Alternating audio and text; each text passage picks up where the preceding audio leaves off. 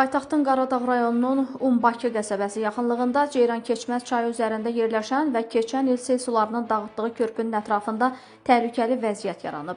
Çaya sel gəlməsi və körpünün yaxınlıqdan keçən yolun da yararsız hal düşməsi ilə iki sahil arasında gediş-gəliş kəsilib.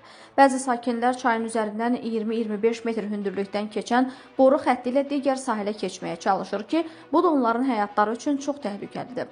Azərbaycan Avtomobil Yolları Dövlət Agentliyindən sorğumuza cavab olaraq bildirilib ki, sel nəticəsində uçmuş körpünü əvəz edən müvəqqəti yol bərpa olunacaq. Yol uçub, təmir eləyən yox, yol bağlı, camaat giriş-çıxış yoxdur. Abşeron rayonu Masazır qəsəbəsində Zəngilan şəhərciyi ərazisində yeni çəkilən yol qısa müddət sonra çöküb. Bu barədə Baku TV məlumat yayıb. Hazırda yolun bəzi hissələrində ciddi deformasiya müşahidə olunur. Çökmənin aramsız yağan yağışlarla əlaqədar olduğu bildirilir.